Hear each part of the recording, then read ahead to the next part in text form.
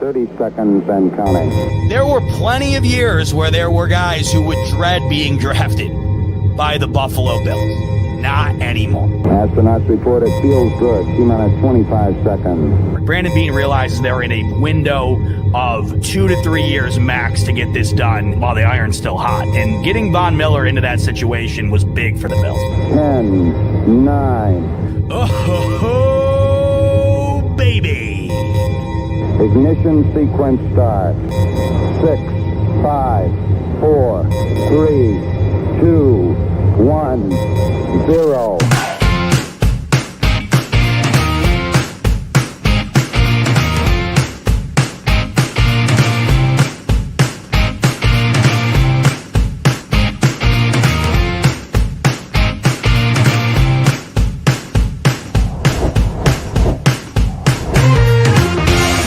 Great interview, guys. What is up, Buffalo Fanatics? Z-Bot here with you, live on the Buffalo Fanatics YouTube channel on a Victory Tuesday night. And that, of course, can only mean one thing. It is the Smoke Break powered by BetUS. Good to have you in. You might be thinking to yourself, bye. Why Tuesday night? Bye. Why damn near midnight? I apologize in advance. Busy week this week. I had a birthday party last night on a Monday night. I know. Who the hell does that? So I had to go to that last night. Slammed with work today. I wanted to do it earlier in the day. Was slammed all the way up until now. So you're getting me right now here on the Smoke Break late on Tuesday. I'm anticipating that the majority of the loyal listeners and viewers of the Smoke Break will be tuning in more than likely on Wednesday morning, afternoon, evening. So to those who are tuning in on YouTube in the future or tuning in on podcast form in the future, hello from the past. To those who are joining me live, what up, late night gang? Good to have you in. I know Rico was live with you earlier. Didn't have to wait long to fire back up the old YouTube machine and join your boy Bot here on a late night on a Tuesday night to talk some ball, because I'm still riding high after what I saw on Sunday afternoon. The highest scoring game in the NFL this season. How could you not be riding high even 48 hours removed from what we saw on Sunday afternoon, man? It did not get any better than that. Truly was awesome. A lot to talk about tonight. We'll dive into all of it. Before we do, quick update on what this upcoming Sunday is projected to look like. If you haven't looked already, if you were to just think in your head, man, Bills, Patriots, one of the worst teams in the league right now. The Bills, one of the best teams in the league right now. What would the Buffalo Bills be favored by in that game? Well, I got the answer for you right now over on BetUS. The Buffalo Bills at home are a 14-point favorite. 2 full touchdowns, 2 extra points. That is how much the Buffalo Bills are expected to win by against the New England Patriots this upcoming Sunday. A 14-point favorite. Last week, to give you an example, last week, the Ravens were a 17-point favorite on the road against the Giants, and everyone was like, man, that is a huge spread. That was the biggest spread of the year. What do you know? They covered it with relative ease. So if you're looking at this 14 getting scared that it might be too much, we had a similar example last week, and the Ravens took care of it. Hopefully the Bills will be able to take care of business in dominant fashion this upcoming Sunday as well. So 14-point favorites are the Bills over on BetUS. If you want to get in on that or any of the Week 16 games, YouTube 150 is the promo code, and that'll get you a 150% sign-up bonus up to $2,000 on your first deposit and 125% bonus on your next 2 after that. I see Robert coming in here, and Robert saying, can't wait to get the reaction about the new jerseys. Stay tuned, Robert. That is coming up. We will talk all about the New Jersey debut, and I ain't talking about the state bordering New York. We're going to talk all about the new jerseys that the Buffalo Bills debuted this afternoon that we will see in that game, where the Buffalo Bills are a 14-point favorite. But let's talk about what we saw on Sunday first. We'll talk about this upcoming weekend in a little bit. Let's talk about Sunday, because I just rewatched the game for the first time since watching it on Sunday.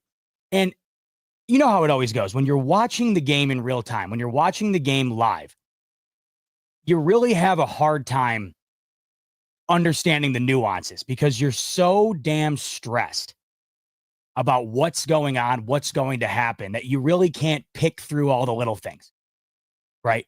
In that game, the Bills offense is rolling, but you're still waiting to see what the relative outcome is going to be despite what the offense is doing, because you knew that Detroit's offense was equally as powerful in that game. So even when you were up 21, as I mentioned on the post-game show, that's when I started to feel like I could get a little bit more comfortable.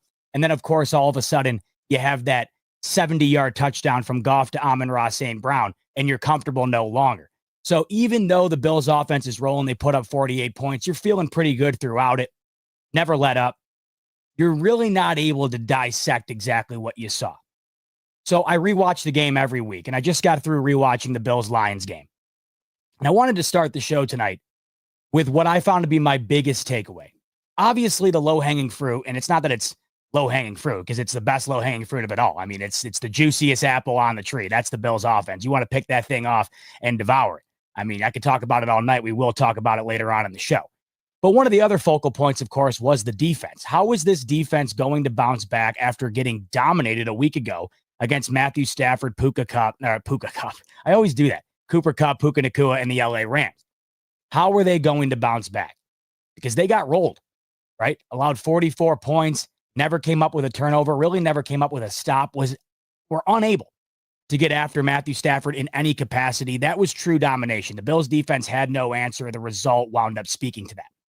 So you're wondering, going in to Detroit, a team that is on an 11-game win streak, the highest scoring offense in the entire NFL, how are the Bills going to bounce back?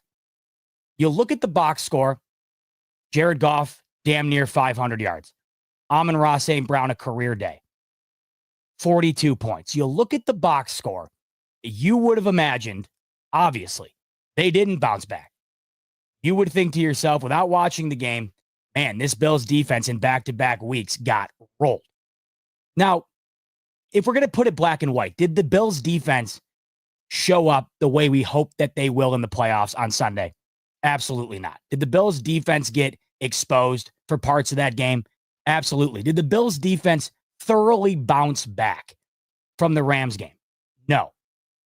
But what I noticed on the rewatch was that defense that the Buffalo Bills trotted out there on Sunday, with as many injuries as they've had in a while, secondary completely decimated, that defense that went out there Sunday against the number one offense in the league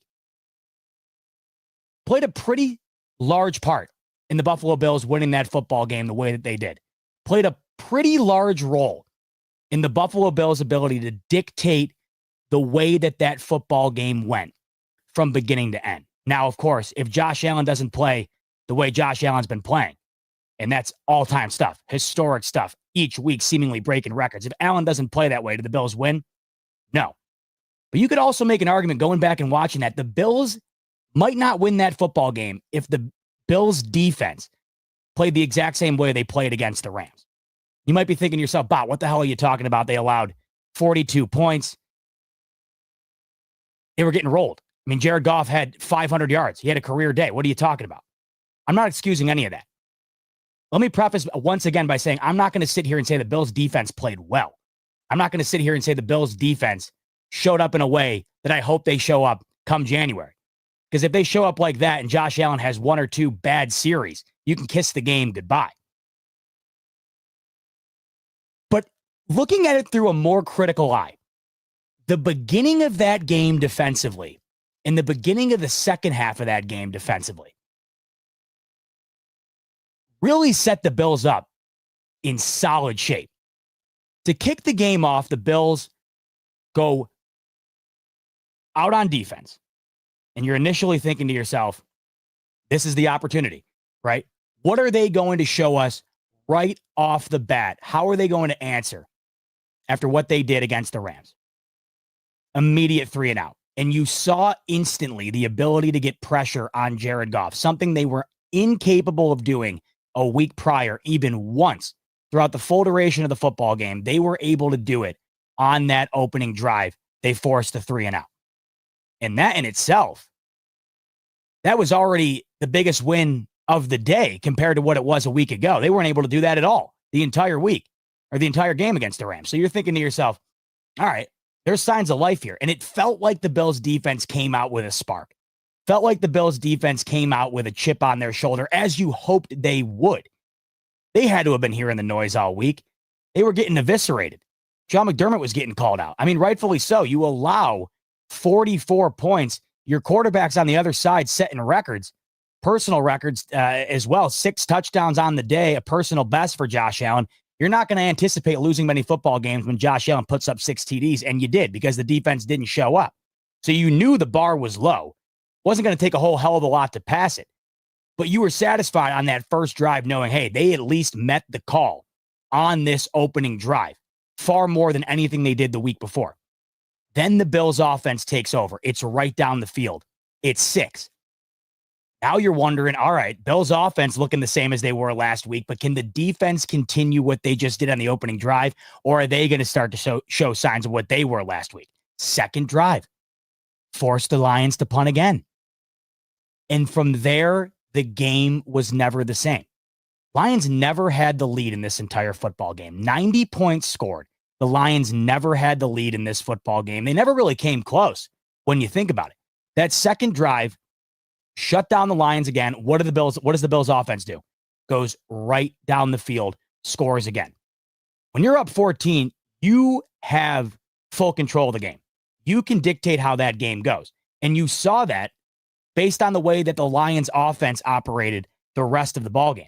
The Lions have probably the best rushing offense in the league, maybe outside of the Ravens and the Eagles on any given day. But if we're talking about the best running back tandem in the league, it's unquestionably the Lions. And on any given Sunday, they can gash you the entire football game.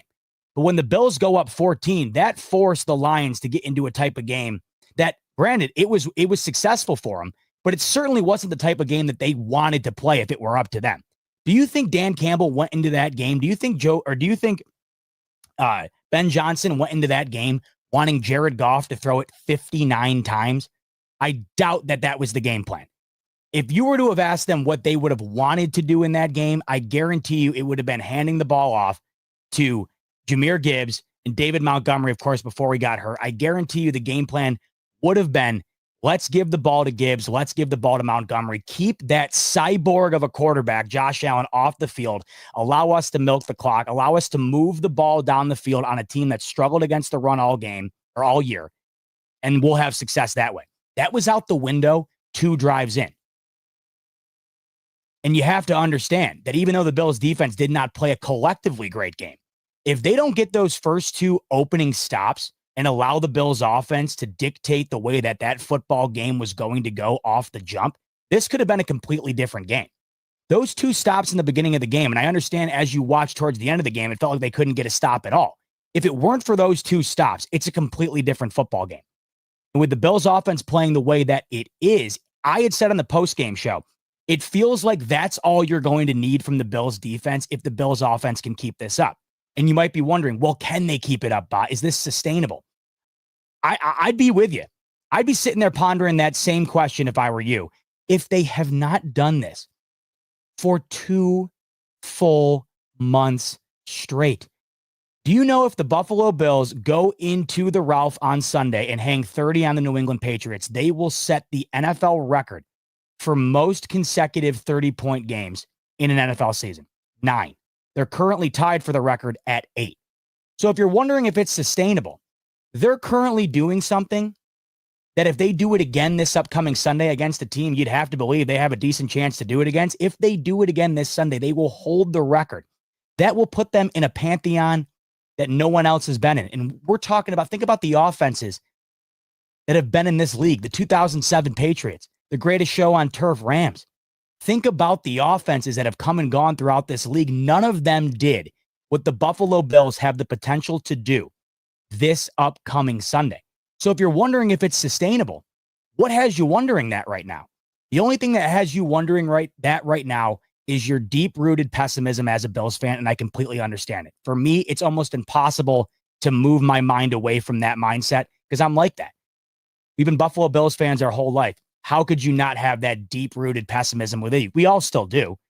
You saw it on display all throughout this past week after that Rams game. They haven't lost a game in 8 weeks, and all of a sudden it's fire Sean McDermott, right? It's this defense is an absolute sieve. They're going to completely cost us in the playoffs. It was pandemonium this past week. I had people telling me it wasn't. They clearly do not own a Twitter account. They clearly are not online nearly as much as I am, and that's probably a good thing. But if you were online as much as I was, you saw the public outrage from the Bills fan base after that Rams game. So, in looking at it, this Bills offense right now, should they continue to play the way that they are, and we've been given no reason to think that they can't, if this Bills defense can give you what they gave you on Sunday, they're not going to lose many football games, if any. Hell, if the Bills were to have just generated one of those stops, similar to how they did against the Lions in that opening quarter, Bills might win the football game. Very easily could have won the football game. I mean, even go beyond that. If the Bills don't play the softest zone you've ever seen on 3rd and 17 and decide to completely guard the first down line, as opposed to trying to cover the middle of the field and disallow the Rams gaining yards towards getting into field goal range or making that 4th down easier like they did, that one stop, that's all they needed.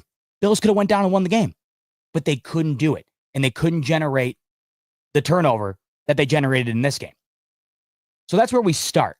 The Bills get 2 phenomenal stops to open the game. The Bills offense goes right down the field. It's 14-0. From there, the game was never the same. Now we go into the second half. And this is where you always love deferring the football. Because when you have an offense like the Bills, the ability to go out and score in the beginning of the game after getting a 3-and-out and then have the ability to double dip into the second half when you already have the lead, it's crucial. It's crucial. That is why if you have an offense like the Bills, I mean, most people defer regardless. You have got to defer if you have an offense like the Buffalo Bills. So what happens in the second half? Bills get the ball. They're up by a touchdown at half. Instantly go down the field. That's when James Cook gashes one off, breaks one open, all the way down the field, 6. The offense wasn't going to be stopped. Then what does the Bills defense do? They get another stop. The Lions' opening drive in the second half, they shut them down. Shut them down. Lions had 14 points going into the half. Bills immediately go up 28-14 out of the half. Then they stop the Lions. Bills get the ball back, and they don't end up scoring points. The lone rarity of the day in that game, once they got that stop in the second half. But this is where the game flipped. And this is where, looking back on it, not that it flipped. I mean, it already was in the Bills' favor, but this is where it really got turned up a notch. The next drive that the Lions have in the third quarter is when the Bills force the fumble. They force the fumble on Amon-Ra St. Brown. If you go back and look at that fumble, by the way, it was perfectly covered in terms of the throw to Amon-Ra St. Brown from Jared Goff. Even going back and watching that game, by the way, some of these throws from Jared Goff were honestly just off the charts. It was similar to Stafford the week before, where it felt like no matter what kind of defense you were playing, some of these throws, there's just nothing you can do about it. This throw was one of them. It got through. But the Bills forced the turnover. This is something that they could not do the week prior. And when you factor in that the Rams were able to get the blocked kick and score off of that, that's the ultimate difference. That's the ultimate difference. The Bills did not have an error like that in this game. They forced the error on the Lions, and that was the difference. So they forced that fumble. Bills recover, and they score 35-14. So if you process it, because all we're going to remember is Lions, 42 points. Game came down to a last-minute onside kick. That's all you're going to remember. If you go back and watch it and really process it, going into the late stages of the third quarter, these Bills were up 35-14. And at that point, the Bills had shut down the Lions offense multiple times in crucial moments. 2 drives to start the game, 2 drives to start the second half. So you're obviously, of course, wondering, well, what happens from there? Well, you know what happens from there, but how did it happen? This is where I think it gets a little interesting in terms of how we view what the Bills defense did on Sunday. Let's go back and watch the Rams' first touchdown of the second half to Amon-Ra St. Brown, the 70-yard touchdown or whatever it was. At that point of the game, it was 35-14. And that play was 3rd and 17. 3rd and 17. If the Bills get a stop there, they would have stopped the Lions on 3 consecutive drives. And they would have been up 21, giving the ball back to Josh Allen. And it would have been night-night. Game over. There's no way that the Lions were going to get a stop. They hadn't done it all game. They're up 35-14. And at that point, you're thinking it's going to be 42-14, 38-14 at the worst. That's why it started to feel comfortable going into that moment in which this happened. Let me pull it up. Because if you go back and look here, actually, you know what? Let me see if I can get it on Twitter, actually. My boys over at Cover One tweeted it out. This is where I initially saw it. When you watched the touchdown happen in real time, you knew it was a hell of a throw, but I don't think you knew just how insane of a throw it was. At least I didn't. Check this out. Shout out my boys over at Cover One. They were the ones to first tweet this out. I had no idea the margin of error that was avoided for this touchdown to work. Now, keep in mind, once again, at this point of the game, we are in the late stages of the third quarter. The Bills are up 35-14. They've already forced 2 stops on the Lions' 2 first drives of the second half. They're on the cusp of forcing a third, and at that point, you're pretty much locking the door shut. You're completely swinging the door shut. Check this out. 3rd and 17. Do you see this? This ball this is the ball to Amon-Ra St. Brown right here. This is the pass that gets completed. I mean, this is absolute insanity right here. Look at that.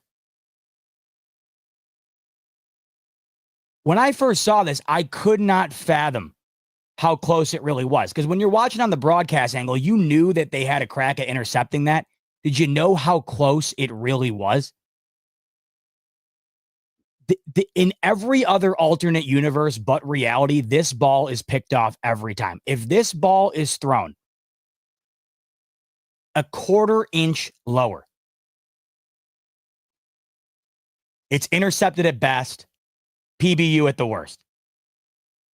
This quite literally might be the most perfectly thrown ball that I've ever seen.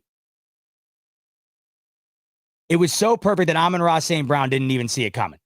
Because if you zoom in on Amon-Ra after the catch,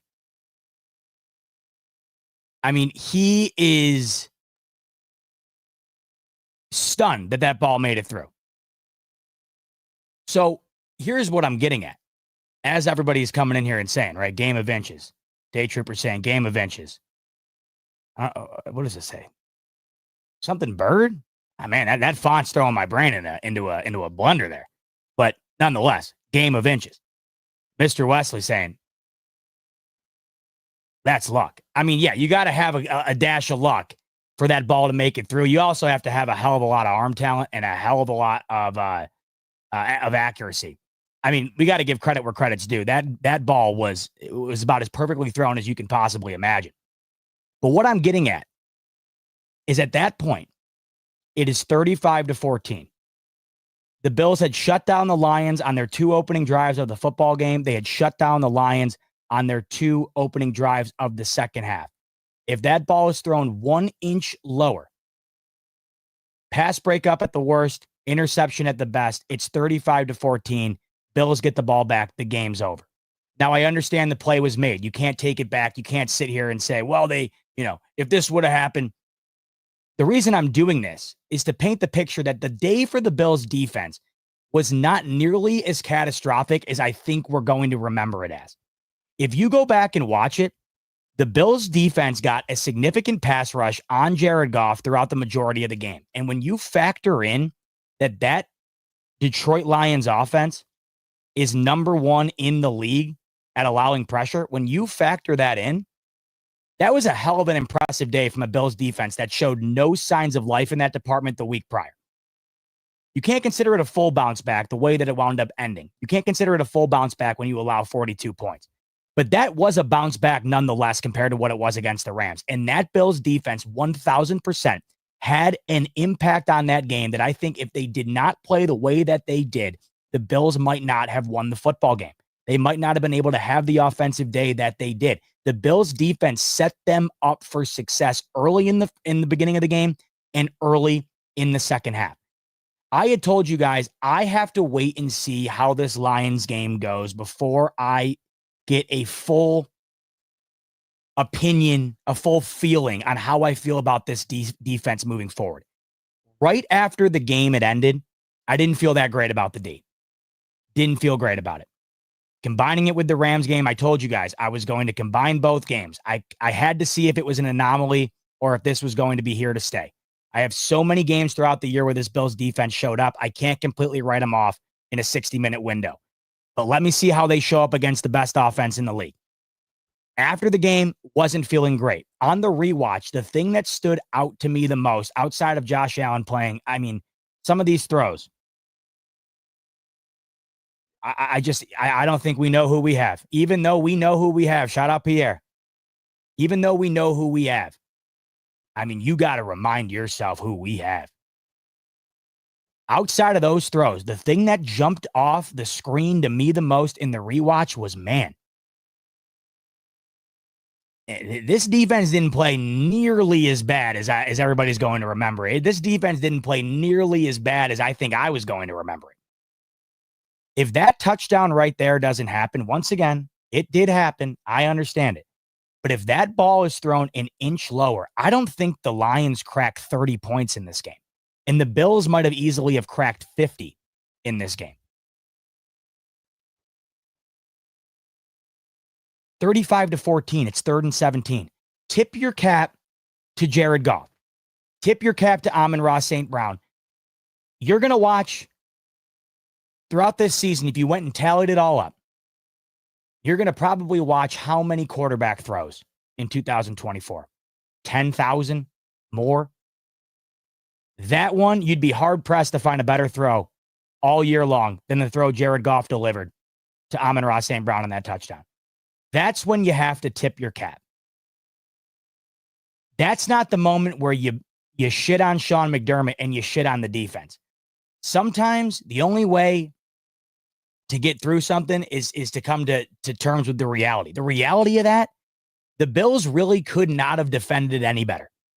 It's kind of like the Puka catch last week against the Rams. What else were you supposed to do? What else was Benford supposed to do on that catch on the sideline? You could not defend that any better. Sometimes your best is just outdone by greatness. That throw to Puka and that catch by Puka was greatness. One of the best throws and catches you'll see all year. That throw from Jared Goff was lights out. Lights out. So if it was not for perhaps the throw of the year, we're looking back on this Bills defensive performance in a whole new light. And all anybody's talking about this week outside of Josh Allen, and I've never seen him get more love than he is right now. It is crazy town. Josh Allen is leading the headlines of every single show in America the last couple of days. But outside of him being the main topic of conversation, the segue on the Bills is immediately into how this defense is a liability. It's not good. And that's the easy takeaway after watching that game. You go back and watch it, and I don't think it's accurate. I think that this Bills defense did bounce back from the way that they played against the Rams. I think that this Bills defense did have a positive impact on the football game. And I think that this Bills defense played a damn significant role in allowing the Bills offense to have the day that they wound up having. To put a bow on it, once again, 2 major stops in the beginning of the game gets the Bills up to 14-0. 2 major stops in the beginning of the second half gets the Bills up 35-14. And if it were not for the most perfect throw of the year from Jared Goff, the Bills force the Lions to punt on that 3rd and 17. They get the ball back, in all likelihood, go right down the field the way that they had been doing all game long. By that point, it's the end of the third quarter, and the Bills are going up at worst 38-14 into the fourth, or 42-14 at best into the fourth.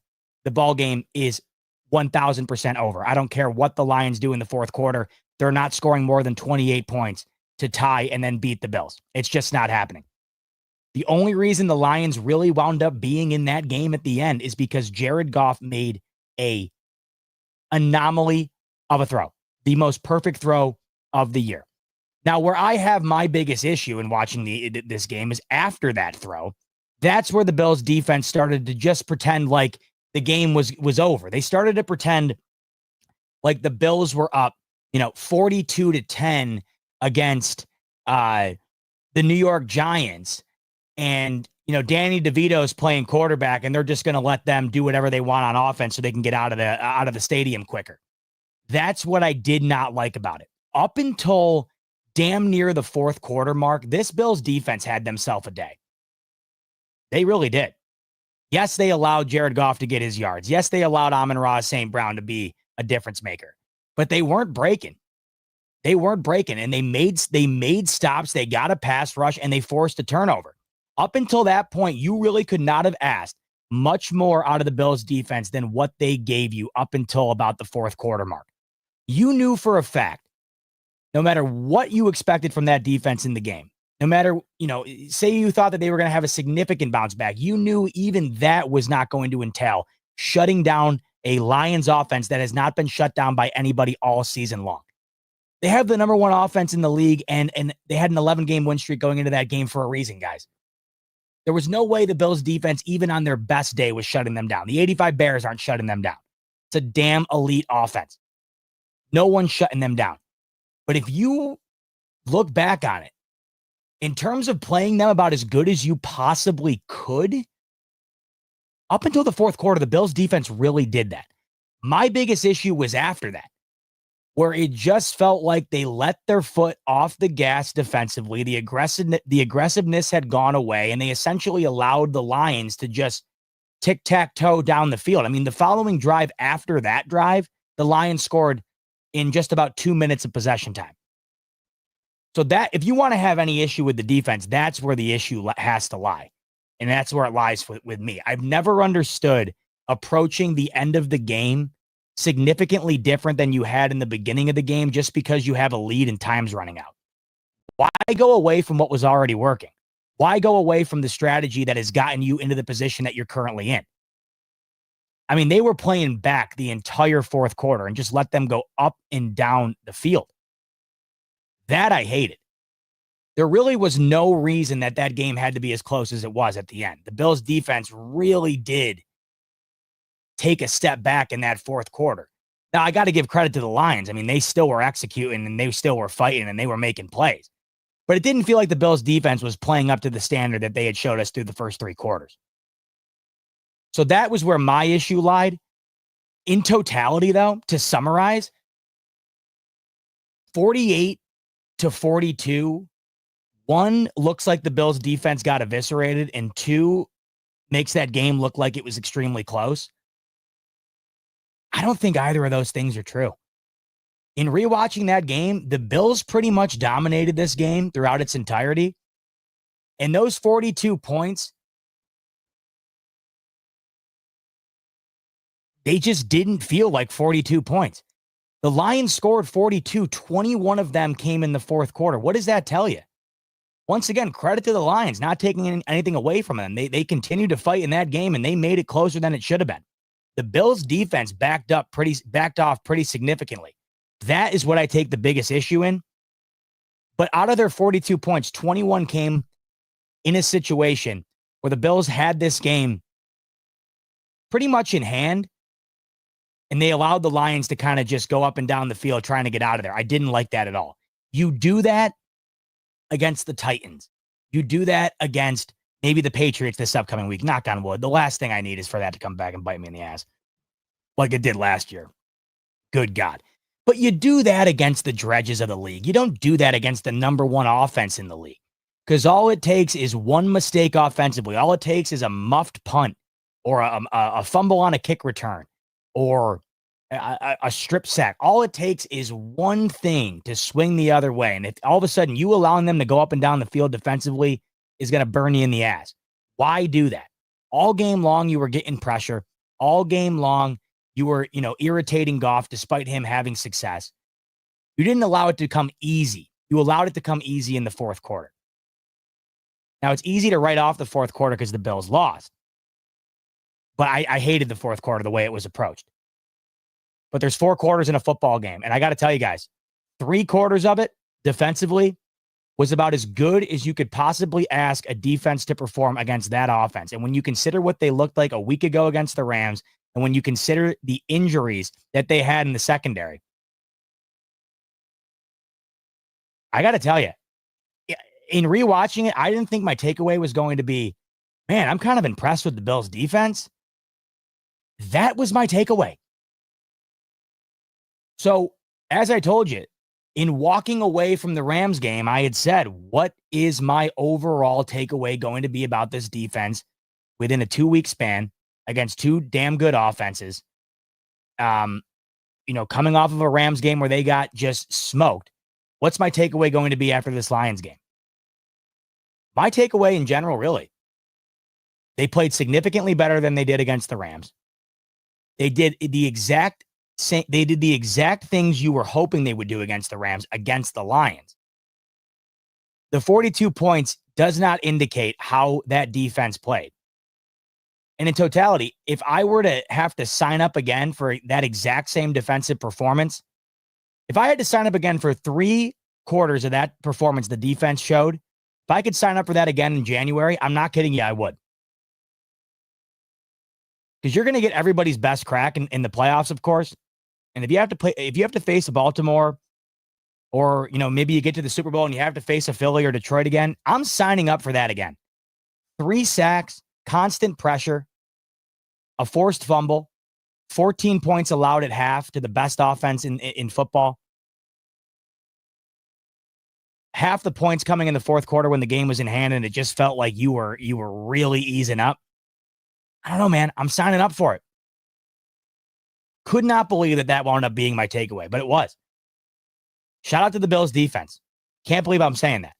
Shout out to the Bills defense. When you consider the injuries, when you consider how bad it was against the Rams, and when you consider what the Bills offense was able to do based on what the Bills defense set them up for on Sunday against the Lions, tip of the cap to the Bills defense. Nobody's going to say that this week. And I'm not trying to come on here and be the contrarian. That's not what I'm trying to do. You know that's not what I do. If I rewatched that and it looked as bad as it did, I'd come on here and tell you. Because going back and rewatching the Rams game, yes, it looked as bad as it felt. This did not look nearly as bad as it seemed. At all. At all.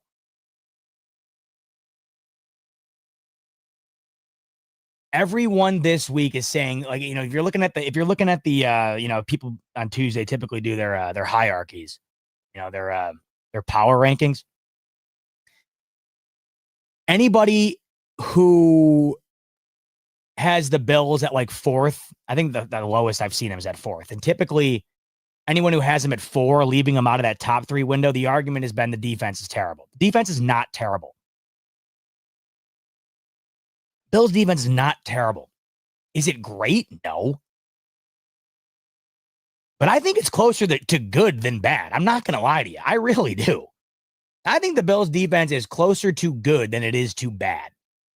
You let me know if you agree with me or not. But if we're thinking about, I mean, let's think about it here. Right now, you could probably argue that the Eagles are playing the best D in the league. But it's flip-flopped throughout the year. I mean, there's been teams that have stepped up. Chiefs defense, of course, is up there. You can't dismiss them. I mean, they're the sole reason, in my opinion, they're 13-1.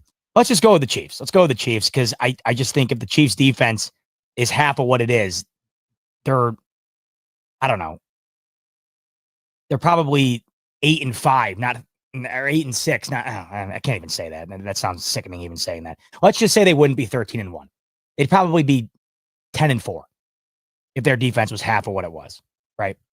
So let's say if the Chiefs defense is the best in the league and the Bengals defense is the worst in the league, would you not consider the Bills defense to be closer to that of the Chiefs defense than you would the Bengals defense?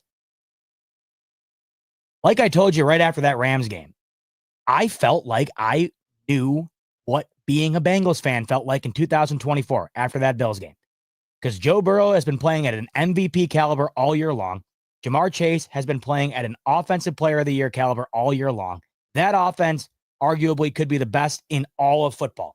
And they aren't even going to sniff the playoffs because of how bad their defense is. They have lost multiple games this year with Joe Burrow putting up damn near 400 yards and that offense scoring 30-plus points.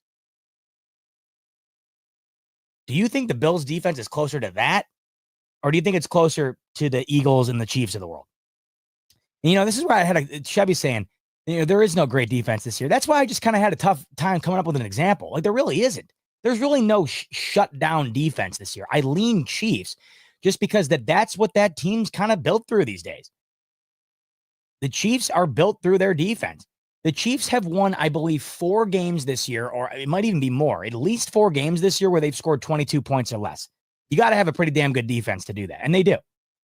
And then, of course, Philly, like I mentioned as well. I think Philly's playing terrific defense right now. I think Philly is the only team in the league right now where I could argue that their defense is playing equally as good as their offense and vice versa. They might be the most balanced team in the league right now. That's why if I had to give my power rankings based on these past couple of weeks, I'd probably put the Eagles at 1 and I would put the Bills at 2, just because I think right now the Eagles are more balanced. The Bills clearly aren't as balanced as you'd like them to be, because the defense is not close to as good as the Bills' offense. But that's just because the Bills' offense, I mean, we're talking generational shit here, folks. We're talking historic stuff. The Bills' offense right now, we are talking about being put into an argument of the greatest in the history of the sport.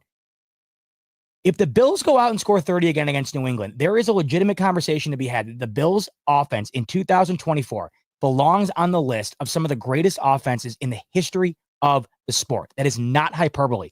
That is not an exaggeration. That is the truth. So, no, the Bills' defense is not playing historic defense. We're not going to look back at the 2024 Bills' defense and have an argument as to whether or not that was one of the best we've ever seen. So, yeah, it's lopsided. The Bills' offense, way better than the defense. Philly's more balanced. I also think the Bills are way better from a culture perspective. I think they're in a much better position than Philly is right now. I don't know. Something about Philly, I don't trust him. I don't trust Nick Sirianni, and I do not trust the overall makeup of that team right now in terms of the optics. I mean, once again, this past week, they're rolling. They're kicking ass this past weekend, and they're just getting into fights on the sideline. And you know how much I hate that shit. I hate it. I hate it. That's why this year has been such a joy not having the BS on the sideline or off the field. I hate that stuff. If it's got nothing to do with what's going on in the field, miss me with it. I can't stand it. A lot of that going on in Philly. A lot of A.J. Brown not getting the ball. A lot of Jalen Hurts and A.J. Brown aren't friends. A lot of Nick Sirianni doing this, doing that. A lot of Big Dom breaking up fights on the sideline. So I lean Bills in terms of my trust. I think right now the Bills are less balanced, however, on the field than the Eagles. So I might give them a slight edge in that department. But regardless, we're splitting hairs here. We're splitting hairs here. I think the Bills and the Eagles right now are the 2 best teams in football. And you can put that in whatever order you want. Anyway, that's a long-winded way of saying that I am not out on this Bills defense, and I am not in panic mode based on what I saw on Sunday. I'm not. And once again, you're not going to see an offense like that again until you get to February. Unless you run into Baltimore, and as it sits right now, the only way you're running into Baltimore is if Patrick Mahomes does something he has not done in his entire career, and that is not make the AFC Championship. If the season ended today, I'll pull it up.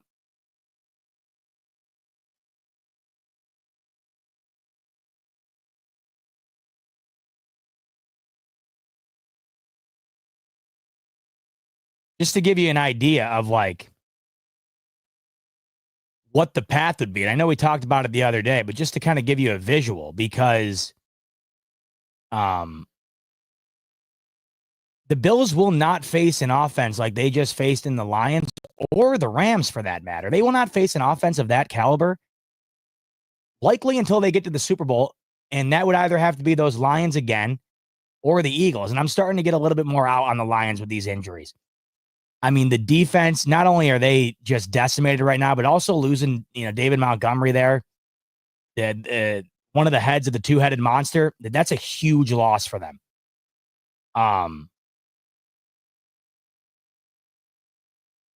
Why can't I find this? Here we go. Jeez. So here's what it would be right now. If the season ended right now, Bills, Chargers. I mean, I'm not going to sit here and I'm not going to great Bambino this thing and point at the bleachers and swing my bat. But Baker Mayfield just dropped 40 on their heads on Sunday, and they can't score. The Chargers cannot score. And if Baker Mayfield, and I like Baker Mayfield a lot. I got a lot of respect for Baker Mayfield. I got a lot of respect for Mike Evans. I got a lot of respect for Tampa. I think Tampa's a hell of a fun team to watch, and they're a scary team. I mean, they're one of those teams that I just think you overlook, and then boom, they hit you. And that's what they did to the Chargers on Sunday. But the Tampa offense and Baker, I mean, Baker's not Josh Allen, and the Tampa Bay offense is not the Bills offense, and they just dropped 40 on the Chargers. Okay. So that's the setup right now. The Bills would play the LA Chargers at home right now if the season ended. Then it would be Broncos at Pittsburgh. Denver's winning. Bo Nix the last few weeks. He went from, I think, having an argument for Rookie of the Year to, I don't know. I don't know if I can trust that. I got to think Pittsburgh beats a rookie quarterback at home in the playoffs, right? And then Baltimore and Houston. Tua had, 3 picks the other day. They turned the ball over 4 times, and Houston turned that into 20 points. I mean, I think Baltimore just rolls Houston, okay? So if that all comes to fruition, if everything happens the way that I don't need to tell you anything you don't already know. You probably have the same predictions I have here. Bills over the Chargers, Steelers over the Broncos, Ravens over the Texans. So let's just say that happens, okay?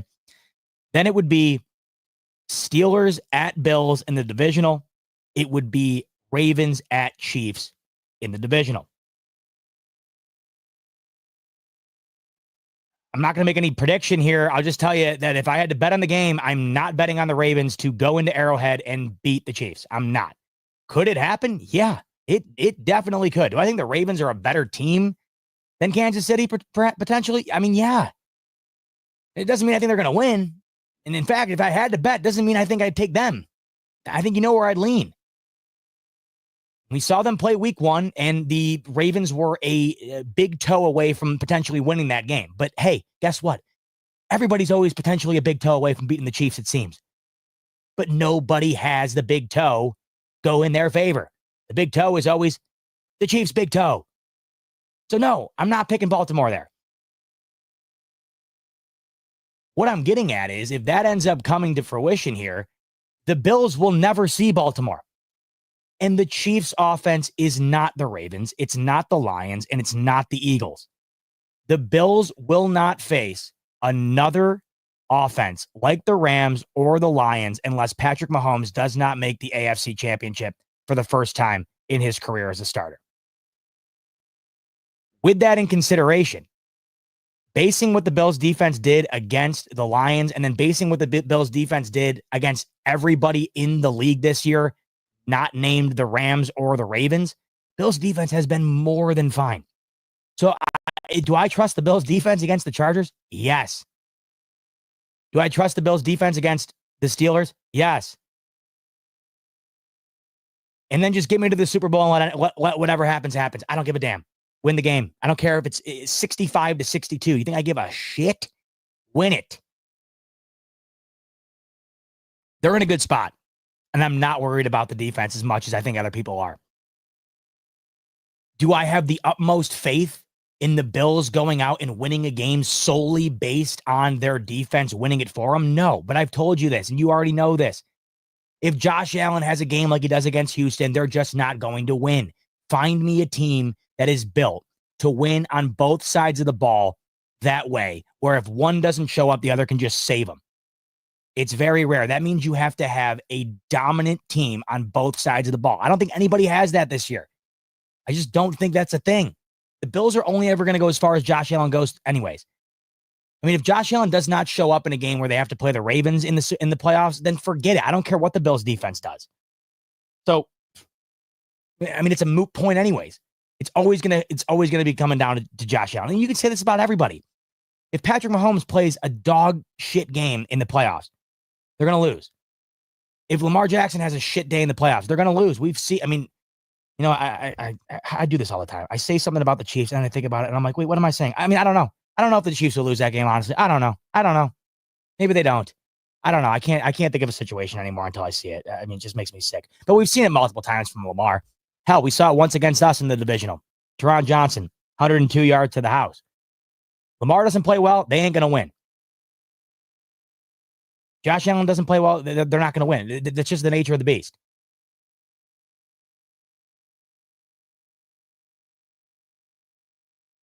I felt a lot better after that rewatch. Now let's talk about the side of that game that we felt great about from beginning to end, and we still feel great about right now, and that's that offense.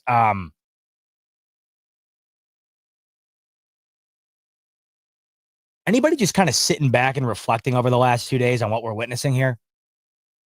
I mean, have you sat back and really tried to put into perspective what we have watched on the football field from the Buffalo Bills the last couple of weeks, really the last couple of months? This is some all-time stuff. And once again, when you factor in who they're doing it with, and you factor in what the expectations were of this offense going into the year, it makes it 10 times more insane. This was a team that was never supposed to win as many games as they've already won. This was a team that was never supposed to run away with the division like they already have. They secured it weeks ago. Got my hat on, by the way. Just got it in the mail today. I ordered my divisional championship hat right when they dropped. It was sitting at the local post office for the last 6 days. It finally got delivered today. I was starting to think I had to go over there and see what the hell was up. Anyway, I ordered this. That just proves my point. I ordered this thing 2 freaking weeks ago. That's how long it's been since the Bills locked up the division. And you're doing it with Amari Cooper in a midseason acquisition who's been hurt for half the time he's been here. You're doing it with a rookie wide receiver that nobody knew what the expectation, or nobody knew what the play was going to be. Boom or bust type guy, Coleman. He's been hurt. But you're doing it with a rookie. You're doing it with Khalil Shakir, who nobody knew who he was until halfway through the year last year, and no one really knew who he was outside of Buffalo until about this season. Doing it with Mac Hollins, who on the side runs an Instagram page where he helps people know how to do stuff around their house. I love Mac Hollins. I love him. But I don't think anybody thought that Mac Hollins was going to come in and be one of the significant pieces in fulfilling the role that Stephon Diggs left behind. But he has been. Not only in the big moments catching touchdowns. I think he's got 23 catches on the year. 5 of them are touchdowns, something like that. Insane. Not only that, go watch just a random play where Mac Hollins isn't involved. Go just watch him on the play. The dude blocks like Lane Johnson. No wonder this guy's probably the most liked guy in the locker room. No wonder during training camp, all we were hearing is like, oh my God, Mac Hollins, everybody loves him on the offense. I mean, there's no wonder. Not only does he seem like a really cool dude, you ever watch a couple of those videos he puts on Instagram? Like, just seems like a fun hang. I mean, the guy walks around barefoot everywhere. I mean, you got to think he's a chill dude, and it definitely seems like he is. The dude is a freak in terms of like doing the little shit that like no one else wants to do. I think Rico actually just posted a video of it. Yeah, he did. Rico posted a video of like, just to give you an example of like what the Bills are getting out of guys that you just wouldn't have expected. Or that you wouldn't have expected, right? So let's see where Rico goes with this. Look at him. Yeah. I'm glad Rico was on this. Look at this. So here's Mac Hollins right here. And this isn't a one-off, by the way. Like, he does this all the time. Look at this. Right off the snap, lockdown. He's got two damn guys. Do you see this? Do you see that?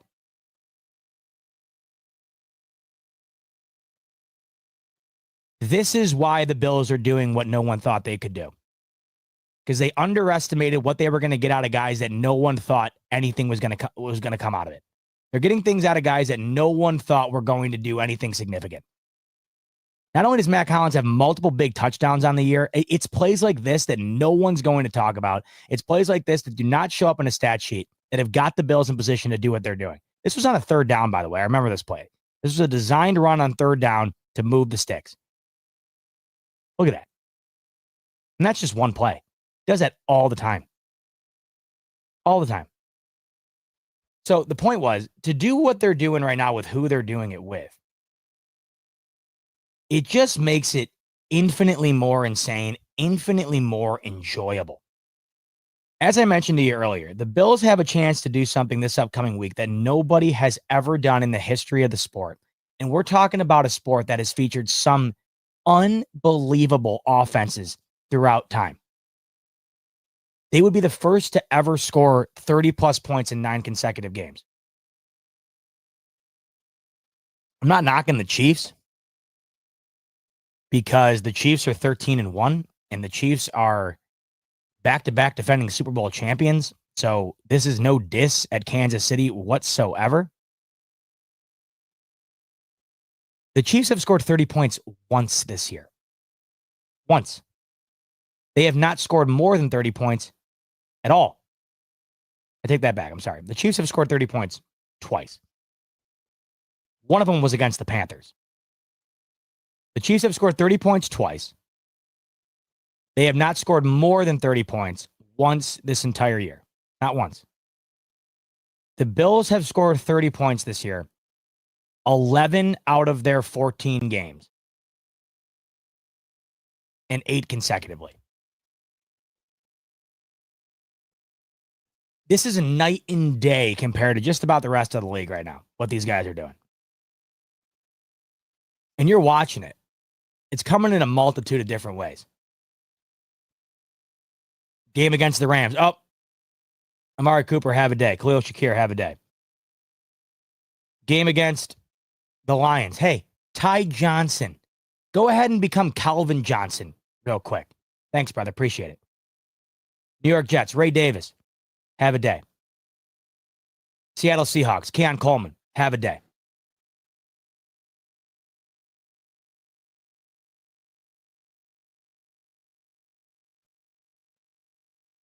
I don't know, man. My dad keeps sending me stuff like once a day, and he's like, we got to appreciate this. I don't think I'm going to be able to fully appreciate this probably until it's over. Like, you know how Andy from The Office is like, you never know you're in the good old days until you left him or whatever. I know I'm in them right now. I feel like it's just one of those things that you can't fully appreciate until it's gone. I'm trying my best. This is rare air here. This is rare air.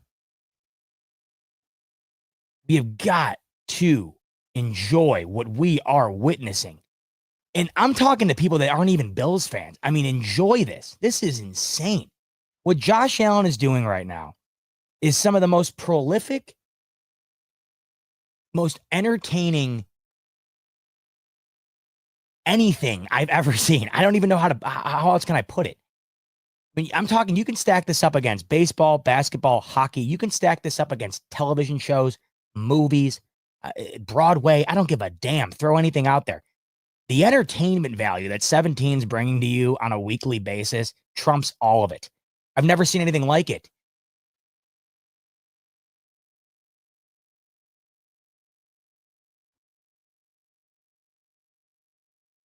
Never seen anything like it. Joe Brady on absolute fire. What he was pulling off on Sunday, it just felt like he was in the backyard drawing up plays. You ever had I don't know if you guys had this growing up. I mean, I know you used to take the ball and just draw with your finger on the ball, just pretend. But did anybody here have the Nerf football that had a little screen on it? And it was made kind of out of like that, I don't want to say Etch-a-Sketch material, but you know what I mean. It was made out of like a plasticky film. And your finger, when you put your finger on it, it would trace what your finger drew in yellow. It was like a heat map. The little screen could show drawings based on the heat of your finger. Chevy's coming in. He's saying he knows what I'm talking about. He said he had it. I just thought of this for the first time in years. I got to look this up.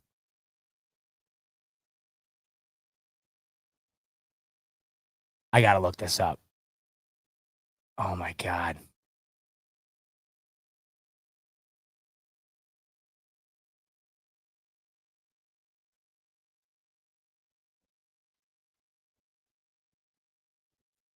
Was this it?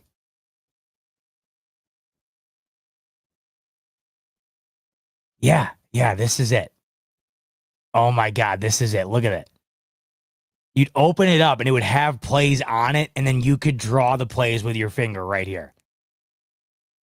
Oh my God, it was the coolest. At that point, that was like the iPhone in terms of like level of technology, even though it was literally just a little pad you could draw with your finger on it.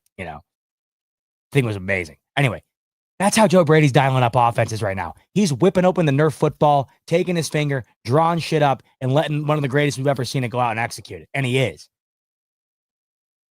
It's just, that's what it is. It is backyard football. It is just fun as hell to watch. And it seems like they're having a hell of a fun time executing it.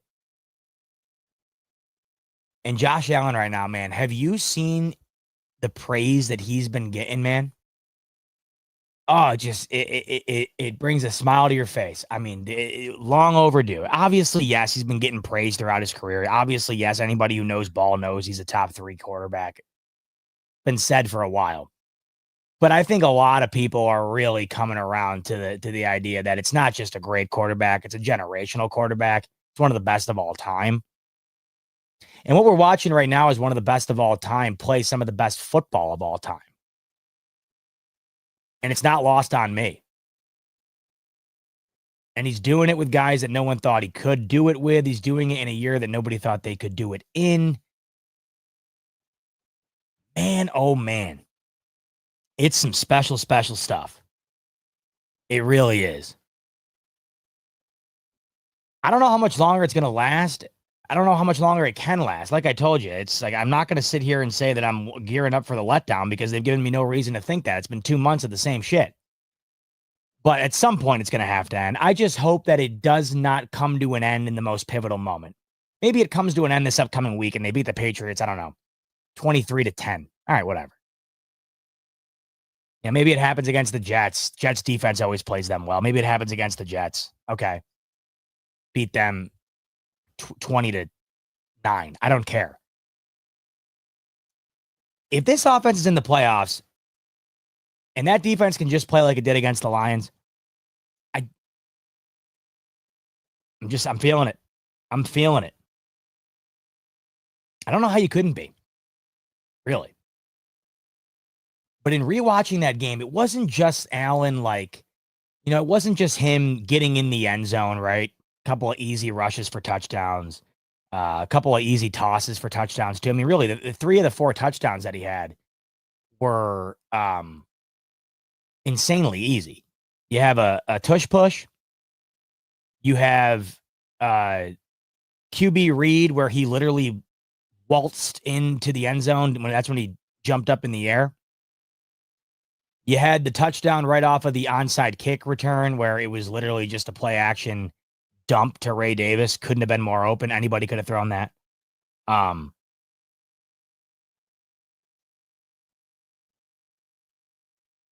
I forgetting? Can somebody remind me what the hell the other touchdown I'm forgetting is? This is like I said this is like I said after the game on Sunday. I can't even keep it straight. I can't even keep the touchdown straight. For God's sakes. The other throwing touchdown.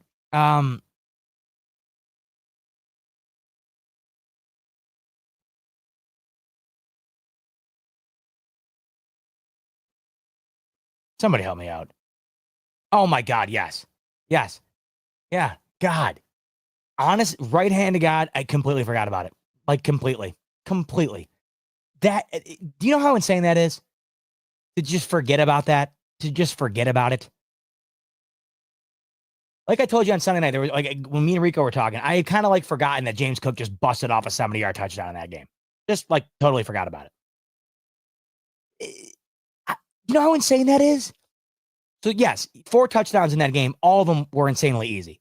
All of them were within the 5-yard line. Touchdowns aside, stats aside, rewatching that game, there are a couple of throws that he makes where I'm sitting there and I'm just like, dude, I don't think like, dude, that dude is the Buffalo Bills quarterback. That dude is my quarterback. How is that playing for us? I've never seen anything like it. And there wasn't just one, there wasn't just 2, there was like 4. Just what the hell was that play? The throw to Coleman was one of the greatest throws I've ever seen. Not only was it the fastest 50-yard ball in the history of Next Gen Stats, it was rolling out to the right under pressure, gets absolutely nailed, blown up so bad that they called a roughing the passer. Not only is it the fastest pass down the field, it was a dot. Dead on accurate. If Coleman was a moving bucket, that thing would have splashed right into him. Dot. Dime. Earlier in the game, the back shoulder throw to Ty Johnson. Dime. Just unbelievable.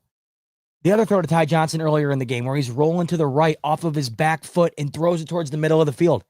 That was on 3rd down. If they don't convert that, then maybe the game goes completely differently. They would have had to kick a field goal there. Dude, it's not just like the stats. It's not just like running into the end zone and getting some touchdowns and you know, having the box score look like an MVP. He's looking like an MVP when you watch the game. That to me is like the difference. And all I'm seeing online now, 95% of it is just an overwhelming amount of, oh my God, Josh Allen is one of the greatest I've ever seen. I'm seeing a lot of really, really salty Ravens fans. Really salty Ravens fans. They just can't comprehend that Lamar Jackson isn't the MVP this year. I don't know why that is. I just don't know why that is. You know, last year, if Josh Allen wasn't playing the way that he was this year and Lamar was having the year that he is, I'd be fine with Lamar winning the MVP. They're so defensive of Lamar now because last year they know he won an award that was just kind of like, whatever, somebody has to win it, let's just give it to Lamar. And us Bills fans were critical of the fact that he won it in that fashion. And I think Ravens fans are really taking things out of context.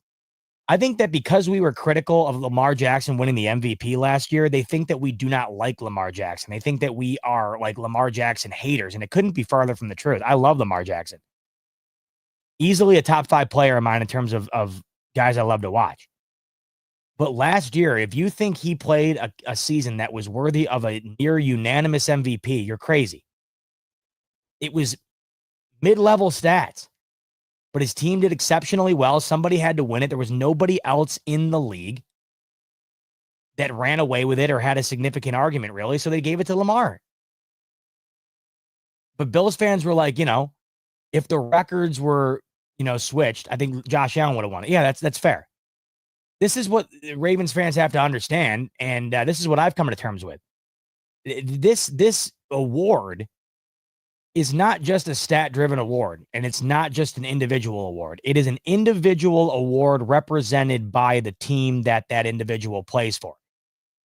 Take Joe Burrow as the most, you know, perfect example of them all. I mean, if you go and look up Joe Burrow's stats right now, Joe Burrow on a team, you know, right now the Bengals, because of their defense, are just not a good football team.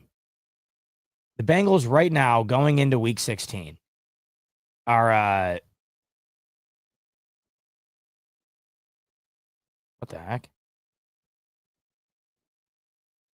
The Bengals right now going into week 16, they're 6-8. 6-8. But if you were to put Joe Burrow on, say, the Bills and say, like, swap the stats, I mean, right now, Joe Burrow is just having an all-time season. It's just that nobody cares because the Bengals are irrelevant. You have to be relevant in order to win the award. Now, Lamar is relevant. The Ravens are relevant. So then you move on to the next step. And the next step is, okay, are these two guys playing at a similar caliber? Is one playing significantly better than the other? Kind of have to look like it. You kind of have to look into that, right?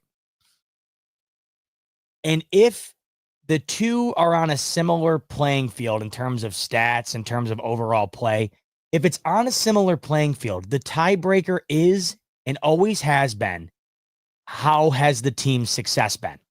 And the Bills have had more success than the Ravens. It's not an indictment on Lamar. It's not bias. It's just the way it is. That's how Lamar won the award last year. So how Ravens fans are salty that that's going to be one of the reasons why Josh Allen wins the award this year is crazy to me. That is how Lamar won it last year. If Lamar was on the Bills last year and Josh Allen was on the Ravens last year, Josh Allen would have won the MVP. And you could make the argument that this year, if Lamar was on the Bills and Josh Allen was on the Ravens, that Lamar would win the MVP this year.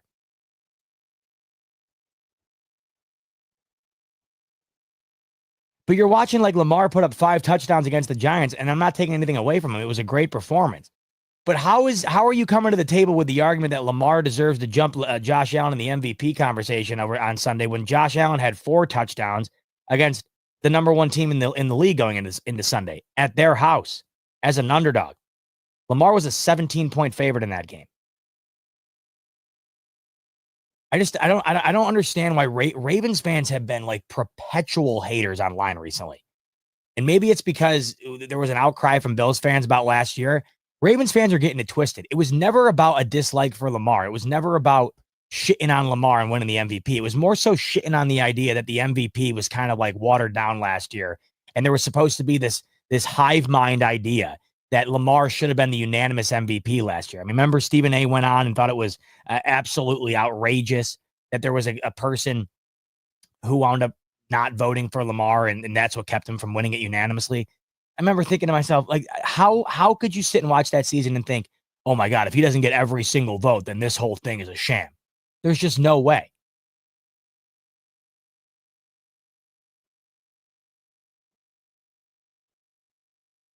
I don't know how you could hate on him. I don't hate on Lamar ever. Unless the Bills are playing the Ravens and I got to hate him for 60 minutes, I love Lamar. I don't understand how Ravens fans could hate Josh Allen. I don't really know how you could hate Josh Allen in general. I mean, I understand if you're a Dolphins fan, you'd hate him. If I was a Dolphins fan, I would hate Josh Allen more than anything. I mean, seriously, I get that.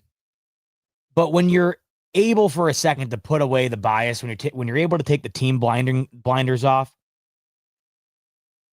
I mean, I don't know how you could hate it. I don't know how you could hate it. If you hate that, then how do you enjoy the sport? I just don't understand it. If you hate Josh Allen, I don't know how do you enjoy football?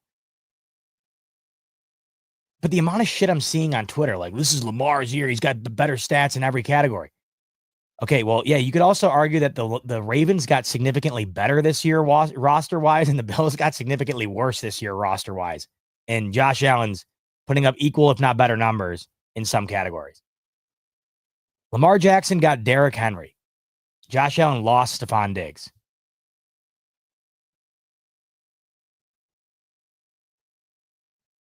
Bills' defense is better. Then that's when that starts to piss me off. That's what we're going to get into now. The defense in an individual award. We're going to start talking about the defense. He beat him head to head. Yeah, in week 4. It's a long ass year. Also, not for nothing. In a politically driven award, Lamar's got 2. There's something called fatigue. If there was no voting fatigue, LeBron James would probably have 15 MVP awards on his trophy case, but he doesn't. Why? Well, we got to give it to somebody else. Well, we gave it to LeBron last year. Oh, well, we always vote for LeBron. Maybe it's so and so's turn. If it's really close, like as many people want to say that it is, and I'll be honest, like is it somewhat close? Kind of. I don't really. Maybe I got a tough time putting my bias aside here. I guess I don't know. I just think that Josh Allen right now is playing the visual of Josh Allen right now, and then the results of the visual. I just think it's like craziness, man. So I personally don't think it's like all that close, but I understand why people do think it's close. I mean, it's fair. I totally get it. But like to think that Lamar, like you're sitting around bitching about it, he's already got 2 of them. Don't you think if it's really that close, like everybody's telling you, if it's really that close, wouldn't, if you were a voter, lean towards giving it to the guy who has 0 as opposed to the guy who has 2 and just won one a season ago? If it's really that close. Remember, it is a politically driven award. This award has a lot less to do with the stats and shit than you think it does. So, anyway, go back and just, when you're bored, I'm sure you already have, but do it again at some point this week. Go back and watch the highlights from that game. Go back and watch a couple of the throws from that game. I've been trying to pull it up. Over on the NFL Pro website, like when the game expires, like when the game moves on from, oh, wait, no, hold on. Maybe I can get it here. Oh, sweet. Never mind. Let me pull this up.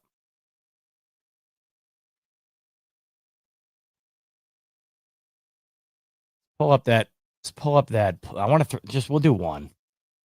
I want to pull up that throw to Keon Coleman.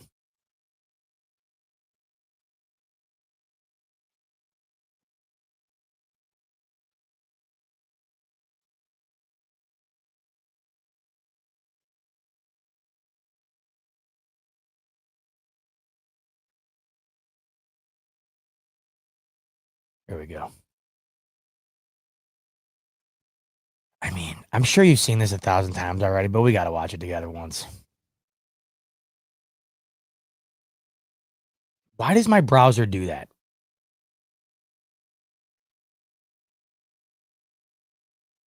Do you see what it's doing right now? It's all deformed.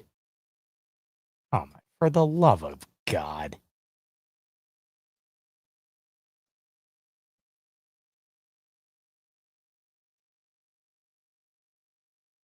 This stupid ass thing. One sec.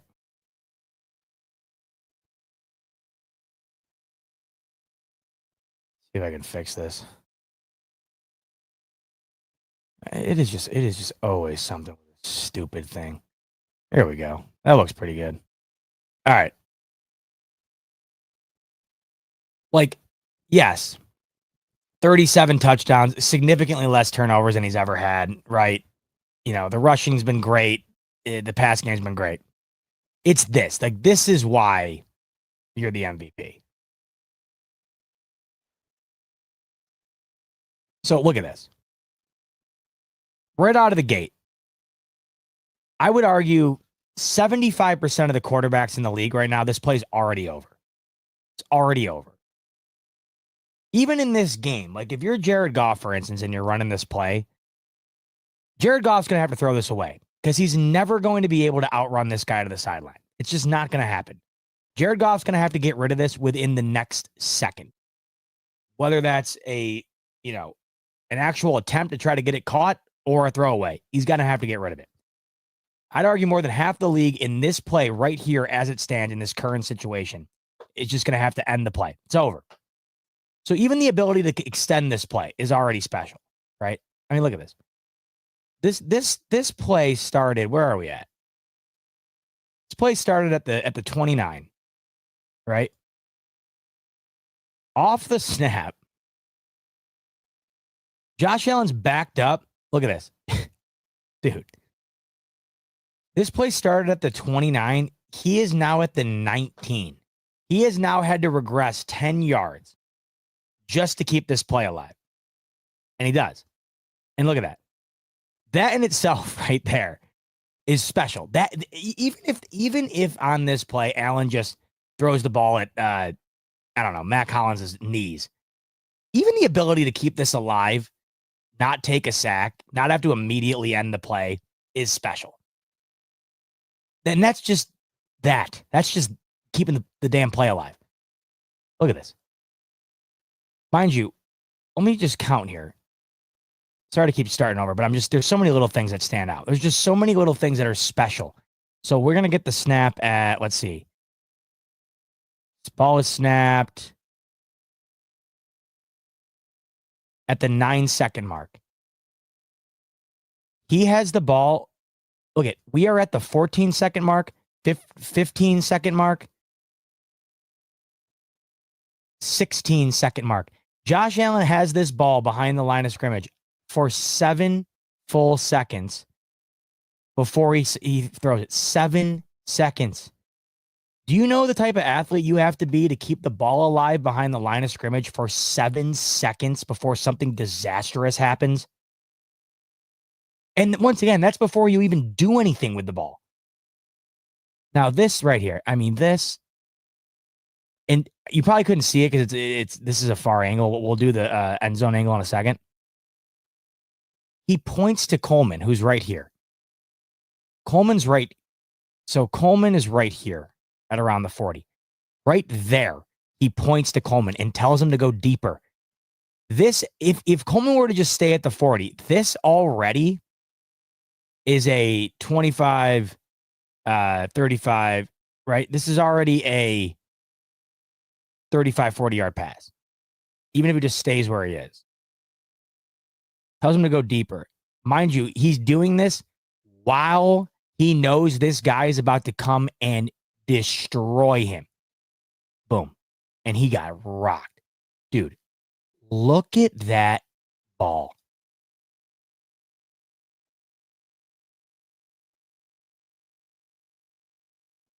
Dude. Give me the end zone angle. It's probably even better. Yep, I guarantee you this is even better.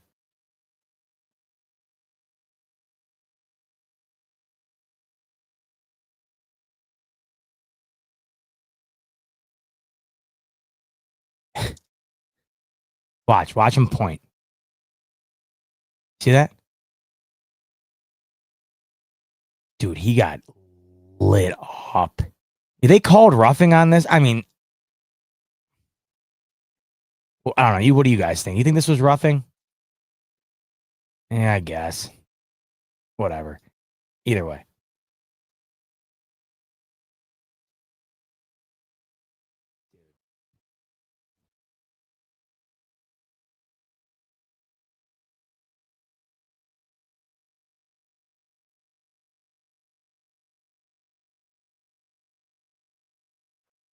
What can I even say? I mean, that's the type of throw that makes a defensive coordinator just want to quit his job.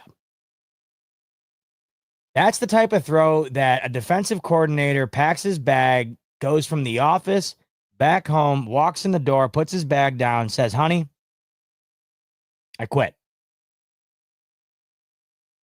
What are you going to do about that? Nothing. And that was just one of, like I said, 4 or 5 throws in that game.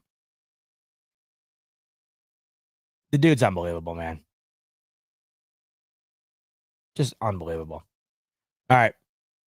Hour 23 in the books. Before we close up shop, we had some interesting breaking news coming out of One Bills Drive this afternoon. You know me, I am a huge helmet and jersey guy, huge memorabilia guy, collectibles guy. And if you know me, you know I've been pounding the table for the Bills to finally come out and throw an alternate into the ring like everybody else has done. You probably watched Monday Night Football last night and saw the unbelievably awesome all-white uniforms that the Minnesota Vikings have, where they swap out the all-purple helmet for the all-white helmet with the all-white uniforms. They even changed the Vikings logo in the middle of the field to all white. It's just incredible. And ever since the NFL has implemented the ability for a team to add multiple new helmets, the Bills are one of only a handful of teams who have not done it. And ever since the introduction of the color rush jersey back in the late 2000 teens, the Bills have not ushered in any alternate uniform. Most teams have. Most all teams have ushered in an additional alternate uniform ever since the introduction of the color rush. The Bills are one of the only teams in the league who haven't. Been pissing me the hell off how they have not done it. I don't understand it. And everybody keeps saying they're waiting for 2026 to do it when the stadium opens. Why? What are you waiting for? It's not going to make the opening of the stadium any more special. It's already going to be special. It's already going to be crazy. It's already going to be different. Why do you have to pile on one more thing? Why not have the ending era of the Ralph have that? I just don't understand that. Why are you waiting? You're also waiting from a business perspective. To me, it makes no sense. You're giving up on 2 years of revenue at that point. If they dropped a new helmet or a new uniform, everyone's going to buy it. It just makes no sense to me. I do not get it at all. So you might be wondering what I'm getting at. Well, today we finally got a new uniform. The first new uniform combination since those color rushes. Take you over to Bill's Twitter to show you how the Bills introduced the new uniform combination that we will be seeing this upcoming Sunday against the New England Patriots. Thought the Bills social media team did a hell of a job here. Real cool video. Here's how they kind of debuted the red and white uniform combo that we'll see this Sunday.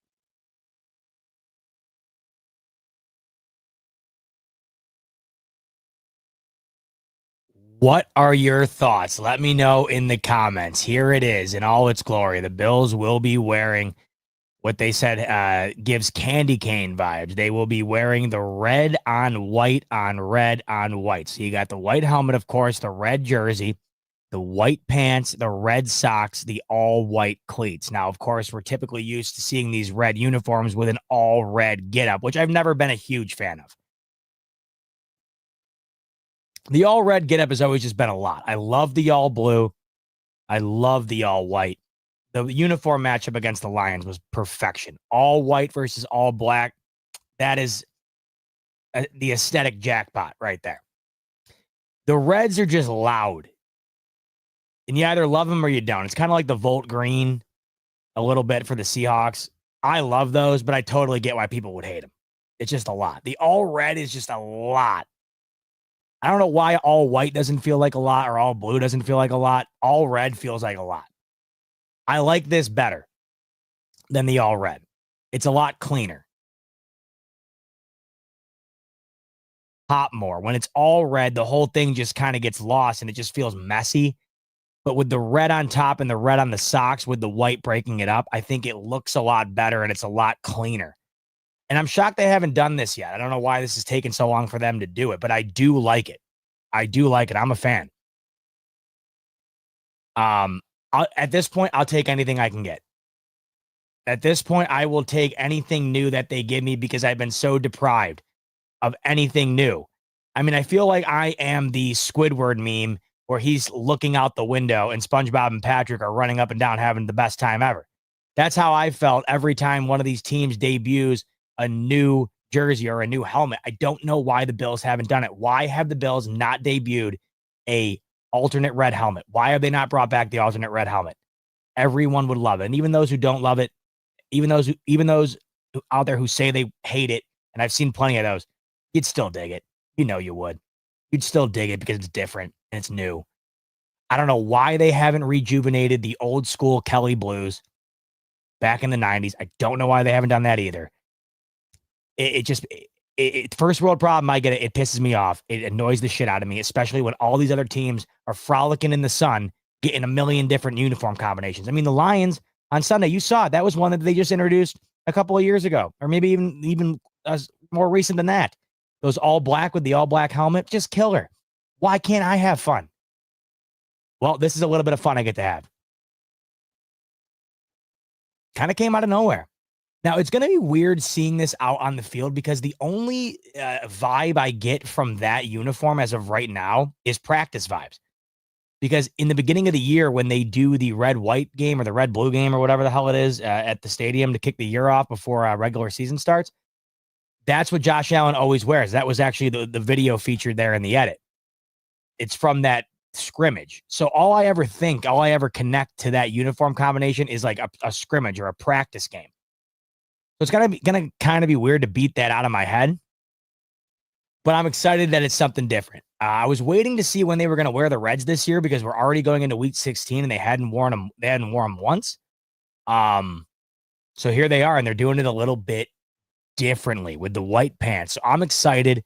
It's definitely something new and different and fun, and I'm all about that. It just, once again, not to be like Debbie Downer when you get something cool and you got to find a flaw in it. It just brought back up in my mind the fact that this is what we're getting. The new cool thing for us is just throwing white pants on as opposed to red. Give me something legitimately new. Give me something awesome. I think we're going to get it. I don't know why it's got to be what everybody tells me it's going to be and what I've kind of accepted at this point when the new stadium opens up. Maybe they'll do it next year. This is how I would do it. I would do it next year for the final year at the Ralph. I think that would be much more significant than doing it for the opening year of the new stadium. Wouldn't it be a cool tribute to do an alternate uniform or a throwback uniform for the final year at the Ralph as opposed to the first year at the new stadium? I just think that that's more significant and more memorable. That's how I see it. But it is cool nonetheless. I'm excited to see it. A lot of people were saying that it gives them the New England Patriots alternate vibes. I see that. The Pats, the old school red on white with the standing Patriot logo, the Pat Patriot logo. I see that. Ironically enough, that's who we will be wearing them against this upcoming Sunday. So looking forward to seeing it. Something new. And it'll be cool to have some Josh Allen highlights. And if he's been playing anything like he's been playing recently, we'll have a couple of plays to throw in the highlight reel with Allen wearing a uniform we haven't seen before. A couple of quick super chats before we close up shop. My main man, Richie, up late night with me tonight. Richie, what's happening? Richie saying, bot, how do we gauge if the defense has, quote, figured it out these next 3 weeks? Consider quality of opponent. Bot After Dark is great. Smash that like. Appreciate you, Richie. Appreciate you staying up with me tonight. Like I told you in a couple of shows ago, we're not going to know anything about this team the next 3 weeks. The only thing we can learn about the Bills in the final 3 weeks is either A, what we already know. If they continue to win, then that's what it's expected. As I told you earlier, they're a 14-point favorite against the Patriots. So it's not necessarily like we're learning anything. We're just going to learn what we already know. We're going to relearn. It's like reading a book and you just read it again. Not much to learn from beating the Patriots twice and the Jets. But what you can learn is, oh boy, these Bills are crumbling at the seams at the worst time against opponents that they shouldn't. It's the only, the best way I can put it. The only thing you can learn over the next 3 weeks are bad things. So essentially, you don't want to be doing much learning over the next 3 weeks. All you want to learn is that, yeah, whatever I've learned throughout the year is what I'm restudying right now going into the playoffs. This is essentially like, having a big time exam at the end of the year. You've studied all year. You've done a hell of a job studying all year. These 3 weeks to me feel like the last couple of study sessions before going in to the big final exam. Now, how are you going to approach those final study sessions? You're going to actually utilize them to your advantage and help and use them to help you be better suited for the final exam? Or are you going to blow these final study sessions off? And are you going to ruin months and months of hardcore study and hardcore preparation, hardcore work? I don't think we can learn much about this Bills team over the next 3 weeks. That's why I thought this Lions game was so significant. I thought that this Lions game was the last real opportunity we had to see these Bills in a playoff type form before the actual playoffs. Because you're just playing far inferior talent level compared to what you saw these last couple of weeks, these next 3 weeks. Just can't overlook them. Last year, they did this. Last year, they overlooked Mac Jones and the New England Patriots on the road. They lost. Overlooked a Zach Wilson-led Jets team. Lost. Maybe the one thing we can learn is that the Bills of old are officially dead in the sense that typically every year they have one of those games where they go up against a really inferior opponent and they piss themselves. But we learn that the Bills of old are dead and that the new era of the Bills does not allow those type of games to occur any longer. Maybe that's what we learned, Richie. Richie's coming in again. And Richie is saying, Bot, you got me genuinely tearing up over here at 1 a.m. and I love it. Richie, what I'm talking about, baby. Something is different, and I think you know in your heart how this season ends. He didn't even say it, but I'll say it for him. 59. 59, Richie. I got Richie crying himself to sleep tonight in a good way. I love it, Richie. Like I told you, though, save those tears for February. You're going to need every ounce of them. But I'm just as pumped up as you are, Richie. You know that. Scott coming in to round us out. Scotty saying, I think the number 1 seed is still in our grasp. They're going to sit out Mahomes week 16 because of his injury and put in their backup. I don't know if they are. I would. Like, I'm putting all my Bills bias aside. I'm putting all my desire of the 1 seed aside. What would I rather have? A hobbled Patrick Mahomes on a short week on a Saturday in Houston, or a full-strength Patrick Mahomes 3 weeks from now in the playoffs? I mean, I know what I'd rather have, but knowing Mahomes, he's going to go, I would guess.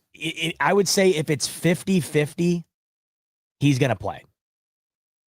And from the sound of it, it doesn't sound like it's terrible. And so I think because of that, we see him. There's a part of me that would actually be shocked if Carson Wentz played on Sunday, or on Saturday rather, against the Texans. I would be sort of shocked. I think the 1 seed still is in our grasp to some degree. The Bills have a far easier remaining schedule these final 3 weeks than the Chiefs do. Bills have the Patriots, the Jets, the Patriots, and the Chiefs have the Texans, the Steelers, and the Broncos. Chiefs would have to lose 2. The Bills would have to lose all 3. It's possible. I personally don't think it happens. But like I told you, if it doesn't happen, I still like the way the path is setting up for Buffalo should they end up with the 2 seed. I want the 1 seed, but I don't hate the way it's setting up at the 2 seed. The consolation prize for not getting the 1 seed is not having to play Baltimore. And I think that that's a pretty solid consolation prize. So I got to tell you right now, I was on with Dan Mitchell earlier today. We were talking about this. I got to tell you, the 1 seed to me, I'm not like sitting around. It's not dominating my thought process like it used to. I'm not sitting around like, oh my God, how are we going to get this? Like, how are the Chiefs going to lose? Are the Bills going to be able to somehow pull a rabbit out of the hat here? I'm not there anymore. Based on the way that I see it unfolding, I'm satisfied with the potential path for the Bills should it go the way it's currently going. I'm satisfied with that to the point where I'm just at a state now where I'm like, let it fall where it falls. If they get the 1 seed, it was meant to be. If not, it was meant to be. In all likelihood, gun to my head, do I think the Chiefs are losing 2 or 3 while the Bills went out? I just don't think all that happens. Now, to your point, Scotty, maybe the Chiefs see it differently.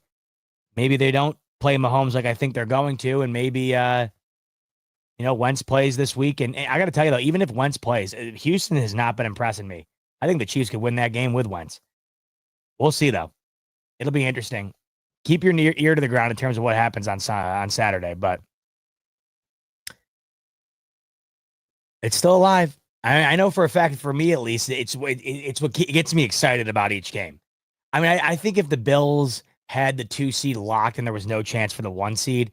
I think like this Patriots game, I mean, it's tough. Like when you have games against the Rams and the Chiefs and the Niners and the Lions all in succession, it's hard to get as excited for a Patriots game as it is for those games. That's what you hope the Bills themselves don't feel, because I'm sure you feel it like I do. Like it's hard to get to the same level of excitement for a game the Bills are 14-point favorites in, as opposed to a game against the Lions who are on an 11-game win streak and the Bills are underdogs on the road. That's much more exciting. But what does keep me excited is that hope that there could be the 1 seed on the horizon if things fall their way. So we'll see. We'll take one more step towards finding out this upcoming weekend, starting on Saturday with Saturday football. Man, we got a loaded weekend of football. Oh my God. The college football playoff starts Friday. Oh, this weekend is going to be incredible. College football playoff starts Friday, all day Saturday, and then you have 2 NFL games Saturday, then NFL football all day Sunday. Oh, it's like heaven. Oh my God, I can't wait. How about the Bills game getting flexed to 4:00, by the way? People are mad about it. I don't know why you get mad about it. Who cares? I kind of like watching the 1 p.m. slate without having anything to worry about, and then watching the 4s with the Bills taking up my afternoon. I have no problem with that. I never get mad about that. People get mad about the schedule. It makes no sense to me. I don't get it. But I was confused. I don't know what is flex worthy about a 14-point spread. I don't know what is flex worthy about a Bills team playing this New England Patriots team. I think the only thing I could come up with was that Josh Allen's ratings right now just have to be absolutely through the roof. So they're thinking, the slate, let's do some shuffling around here. Josh Allen's been killing it ratings-wise. Throw him at the 4 p.m. window. That's the only really logical thing I could come up with in terms of why they did it. You're typically flexing 14-point spread games out of standalone windows, not into them. But whatever. No skin off my nose. 4 p.m., 12 a.m. I don't give a damn. Go out there and get her done. Can't wait. And I can't wait to join you again later on in the week. We're going to be talking more about this Patriots game later on in the week. I'll be with Rico at some point. We'll be talking about a variety of different things throughout the week here. So looking forward to joining you again later on this week. On your way out the door, like button if you could, subscribe button if you could. We're crawling towards that 30,000 mark. You guys have been awesome. Numbers have been going up each and every day. If you haven't hit that button yet, please be sure to do so on the way out. Come be a part of the first 30,000. We'd love to have you. We do love having you. We'd love to have you on that list as well. We're getting there. Inch by inch, we're crawling. Also, on your way out the door, as I mentioned to you earlier, as I've just mentioned a couple of times right now, the Buffalo Bills, crazy. Largest spread of the weekend. The Bills are a 14-point home favorite right now on BetUS. 14-point favorite. 2 full touchdowns are the Bills supposed to win by against the New England Patriots this upcoming Sunday, man. Massive, massive favorite. So hopefully we can see the Bills not only get the W, but end up covering another dominant game. The one thing I would tell you I'm rooting for this upcoming weekend, beyond just the W, is that 30-game point streak. I'm actively rooting for it. The Bills can become the first team ever to score 30 straight points in 9 straight games. So that is one thing that I'm certainly rooting for. If you want to root for the Bills point total, you can bet on that. You can get in on the spread right here at 14. You can do a variety of different things on BetUS. Do so with the promo code YouTube150, and that'll get you a 150% sign-up bonus up to $2,000 on your first deposit, and 125% bonus on your next 2 after that. All right, speaking of that, that's going to do it. I don't even know why did I say that. Why did I say speaking of that? That is going to do it for tonight. Like button if you could, subscribe button if you don't mind, and then YouTube 150, the promo code on BetUS. 150% sign-up bonus up to $2,000 on your first deposit, 125% on your next 2 after that. Thank you so much for spending the late night with me, the late night cap here on the Smoke Break, After Dark, hour and 45 in the books. Pleasure spending it with you after dark. We'll see you on the next one later in the week. Until then, enjoy the rest of your Tuesday night / Wednesday morning. Enjoy the rest of your week until I see you next. And go Bills.